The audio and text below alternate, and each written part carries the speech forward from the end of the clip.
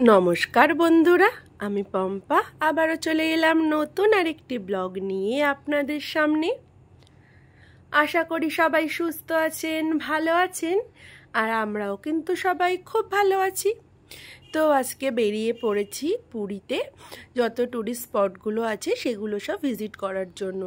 সবগুলোই পুরী থেকে অনেকটাই দূরে। পুরীতে তো এর আগে অনেকবারই এসেছি, আর যে কবারই আসি না কেন এই স্পটগুলো প্রত্যেকবার এসেই ঘুরে দেখি। খুবই ভালো লাগে আমার পুরীতে আসতে। তো ওই জন্য মাঝে মাঝেই যখনই সময় পাই, ছুটি ছাটা পেলেই পুরীতে চলে আসি ঘুরতে। তো প্রথমেই চলে এসেছিলাম আমরা এই মিউজিয়ামটায়। এটা একটা সেন্ট আর্ট মিউজিয়াম, বালি দিয়ে কত সুন্দর হাতের কাজ করেছে শিল্পীটা, দেখুন খুব ভালো লাগলো এই মিউজিয়ামে এসে। এর আগেও এসেছিলাম। তো তারপর মিউজিয়ামটা ঘুরে, যেহেতু অনেক সকালবেলা বেরিয়েছিলাম, তারপরে ওইখান থেকে চলে আসলাম একটু ব্রেকফাস্ট খাওয়ার জন্য। ব্রেকফাস্টে আমরা নিয়েছিলাম এই দেখুন। তো সবাই মিলে ব্রেকফাস্টটা সুন্দরভাবে খাওয়া দাওয়া করে নিলাম, বাচ্চাদেরকেও খাইয়ে নেওয়া হয়ে গেল। তো খাওয়া দাওয়া সেরে তারপরে আবারও আমরা রওনা দিয়ে দিলাম আরও যেই স্পটগুলো আছে সবগুলো ঘুরে দেখার জন্য। যেহেতু সব স্পটগুলোই অনেকটাই দূরে দূরে, তাই খুব বেশি টাইম ওয়েস্ট করলে হবে না, যত তাড়াতাড়ি পারবো সব স্পটগুলো সুন্দরভাবে দেখে নেব। তো তারপরে আমরা এই যে চলে এসেছি, এখন চলে যাচ্ছি আমরা কোণার্ক মন্দিরে। তো এই যে রাস্তা দিয়ে হাঁটতে হাঁটতে এই যে মন্দিরের সামনে চলে এসেছি।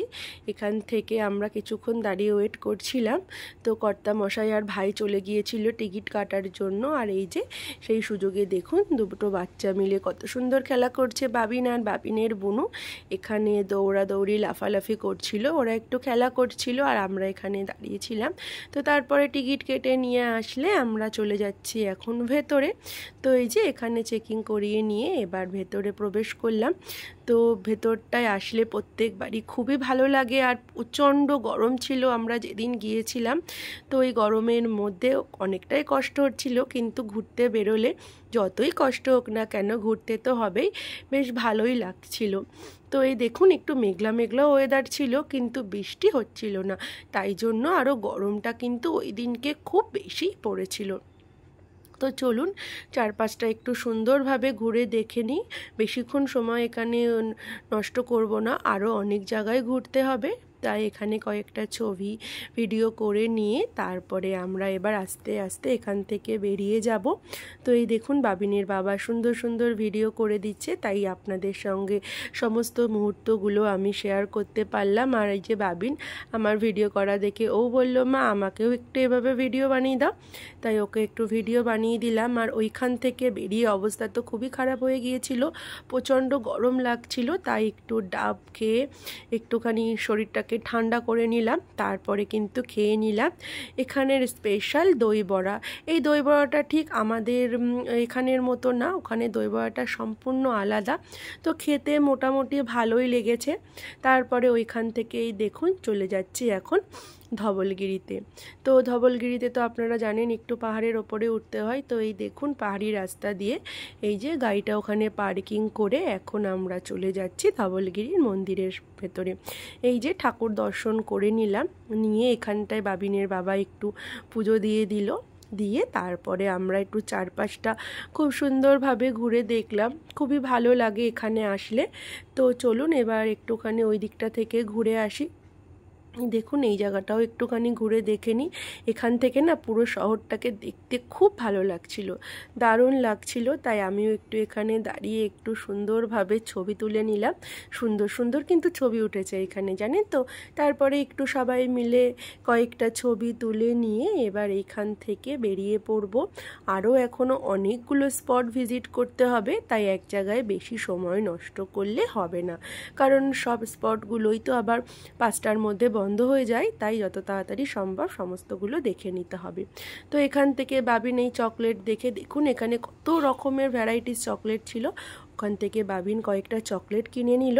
তারপরে বেরিয়ে আমরা দুপুরবেলার লাঞ্চটা সেরে নিয়েছিলাম নন্দনকাননের পাশ থেকেই। আমরা ওইখান থেকে না ডাইরেক্ট নন্দনকাননে চলে এসেছিলাম, যেহেতু নন্দনকাননটা অনেকটা সময় লাগবে তার জন্য। তো এখান থেকে দেখে ফেরার পথে তারপরে উদয়গিরি, খণ্ডগিরি, লিঙ্গরাজ মন্দির হয়ে হোটেলের উদ্দেশ্যে রওনা দেব। তো এই যে নন্দনকাননের টিকিট কেটে তারপরে আমরা ভেতরে চলে এসেছি। আসলে বাচ্চাদের নিয়ে এসেছি, তো বাচ্চারা তো এখানে আসলে ভীষণ মজা পাবে, তাই ওইখান থেকে ডাইরেক্ট নন্দনকাননটাতে আগে চলে এসেছিলাম। তো এখান থেকে আমরা সমস্ত কিছু বুকিং করে নিয়েছিলাম যাতে আমাদের হেঁটে ঘুরতে না হয়। তো এই যে আমরা এখন বাসে রাইডে উঠে পড়েছি, যাতে জঙ্গলটা সুন্দরভাবে আমাদের সাফারি করিয়ে দেয়। সমস্ত সাফারিগুলোর টিকিটই আমরা কেটে নিয়েছিলাম। তো এই দেখুন জঙ্গলের ভেতর থেকে যেতে বেশ ভালো লাগছিল, আর সব থেকে বেশি মজা পাচ্ছিল কিন্তু আমার বাবিন। ওর জন্যই এখানে আসা। এর আগের বার এসে নন্দনকাননটা ওকে নিয়ে আসা হয়নি, তার জন্য ভেবেছিলাম এবার এসে আগে নন্দনকাননটা ওকে নিয়ে আসবো, ও ভীষণ মজা পাবে তার জন্য। তো এই দেখুন নন্দনকাননে এসে সত্যি বাবিন ভীষণ মজা করেছে। চোখের সামনে সমস্ত রকমের অ্যানিম্যালসগুলো দেখে ও ভীষণ আনন্দ করছিল, আর দূর থেকে বলছিল মা ওই দেখো লায়ন, টাইগার। তো ভীষণ আনন্দ করেছে। আর সঙ্গে এই দেখুন আমাদের ছোট্ট সদস্য আমাদের মাহিলিকা, ও কিন্তু খুব মজা করছিল।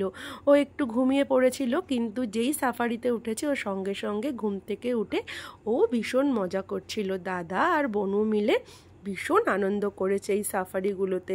একে একে সমস্ত জায়গায় আমাদেরকে নিয়ে যাচ্ছিল একটা জোনে। তো দেখুন খুব ভালো লাগছিল, আমরাও বাবিনের সঙ্গে ভীষণ মজা করেছি।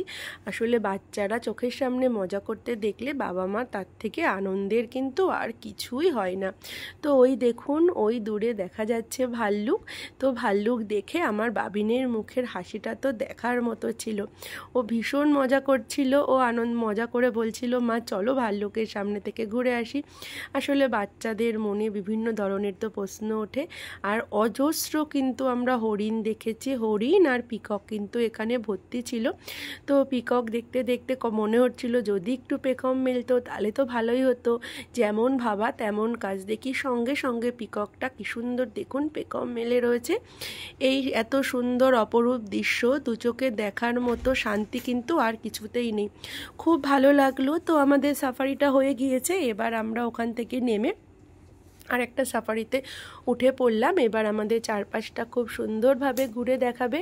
এখানে কিন্তু বিভিন্ন ধরনের অ্যানিম্যালস ছিল। বাবিনকে এর আগে আলিপুর জুতেও নিয়ে গিয়েছিলাম, কিন্তু বাবিন এখানে এসে বেশি মজা করেছে আলিপুর জুয়ের থেকেও। এই দেখুন টাইগারগুলো কত সুন্দরভাবে এখানে বসে রয়েছে। তো আমাদের নন্দনকানন ঘোরাটা খুব ভালোভাবেই হয়ে গিয়েছে। এখনও অনেকটা টাইম হাতে রয়েছে, যাওয়ার পথে সমস্ত স্পটগুলো ঘুরে তারপরে হোটেলে চলে আসলাম। তাহলে আজকের মতো ব্লগটা এইটুকুই, টাটা।